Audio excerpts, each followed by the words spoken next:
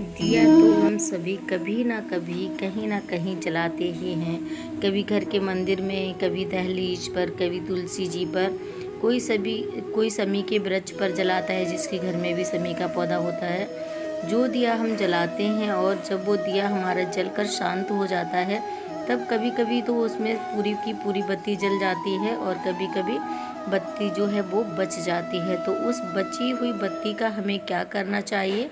क्या आप उस बत्ती को यूं ही कहीं पर फेंक देते हैं या उसे कहीं विसर्जित करते हैं?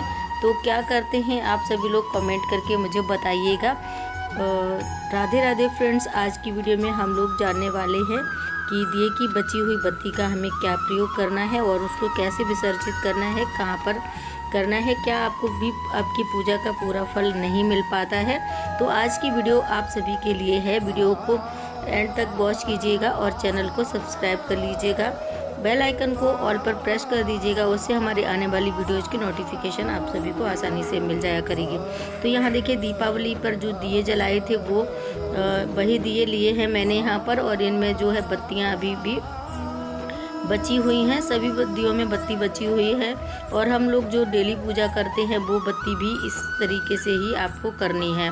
तो यहाँ देखिए, ये दिया है जिसमें मैंने गोल बत्ती घी का दिया जलाया था, तो गोल बत्ती लगाई थी, और कुछ दिनों में मैंने लंबी बत्ती जलाई थी। बत्ती कोई भी हो, आपको प्रयोग किस तरीके से करना है वो सब मैं आप सभी को बताने वाली हूँ।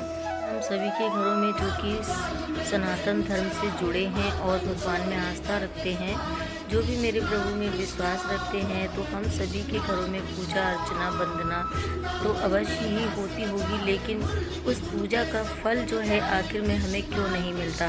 कभी आपने सोचा है क्या?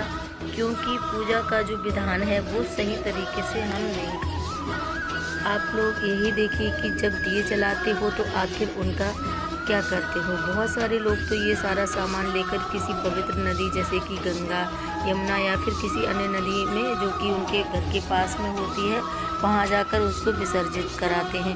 और विसर्जित भी कैसे करते हैं? पॉलीथीन में बंद किया और यूं ही ऐसे ही फेंक दिया। विसर्जित करने का भी एक तरीका होता है, उसको तो हम करते ही नहीं है। कभी कभी तो हम ये कहीं भी बड़े मंदिर में जाते हैं और वहाँ पर हमें फूलों की माला मिलती है।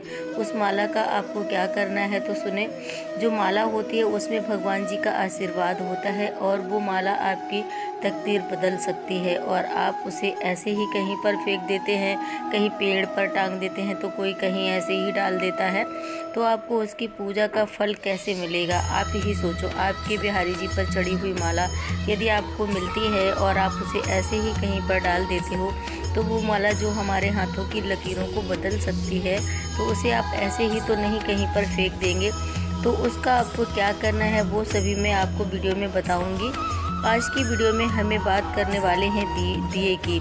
तो दिए की बाती का हम क्या करेंगे? तो देखिए, जब भी भगवान के सामने दिया जलाते हैं तो उस दिए की बची हुई बत्ती को आपको यहाँ वहाँ नहीं फेंकना है और ना ही कूड़े में फेंकना है, वरना आपको बहुत बड़ा पाप लगेगा। और आपको करना क्या है? आपको उन्हें संभाल कर रख लेना है। आप चाहें, देखिए मैंने ये दीपावली के दिन ये 365 बाती का दिया जलाया था वो है, और बाकी के दिया दीपावली को जलाए थे, ये मैंने कार्तिक पूर्णिमा को जलाया था।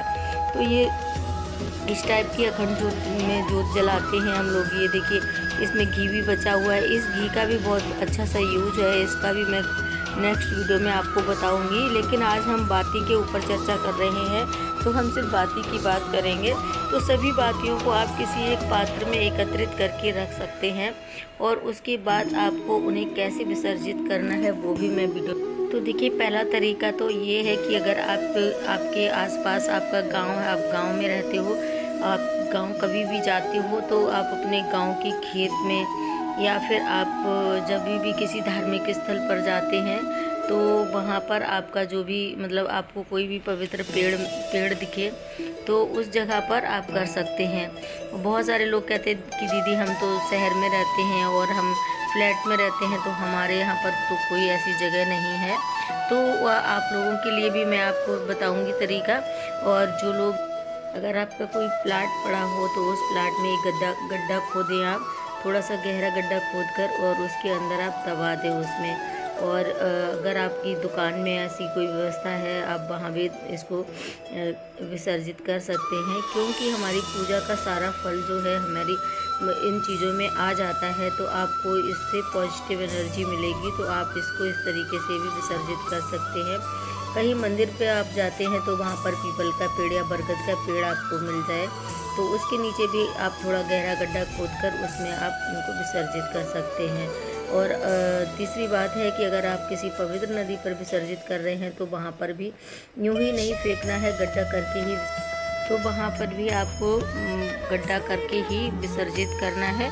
गंगा जी में इस तरीके से फेंका नहीं जाता है। गंगा जी में शास्त्रों में ऐसा लिखा हुआ है कि किसी भी पवित्र नदी में किसी भी और चीज़ का विसर्जन नहीं होता है, सिर्फ हम अस्थि विसर्जन ही किसी भी पवित्र नदी में कर सकते हैं। और यदि आप नदी में प्रवाहित कर ही रहे हैं तो फिर आप वहाँ भी गड्ढा करके ही अपनी ज़मीन में दबाना चाहिए किसी भी चीज़ को। तो मैंने 3 तरीके आपको बताए, जो भी तरीका अच्छा लगे वो से। और अगर कोई भी तरीका आपको नहीं पसंद आए तो आप फिर घर में एक गमला ले लीजिए और उस गमले में आधे गमले में मिट्टी भरिए और उसके बाद उसमें आप बीच में दबाकर ऊपर से भी मिट्टी डालकर उनको, और उसके ऊपर एक पौधा लगा दीजिए, जिससे कि पॉजिटिव एनर्जी आपके घर में बनी रहेगी। और जैसे जैसे आपका प्लांट बढ़ेगा वैसे वैसे आपके घर में खुशहाली आएगी।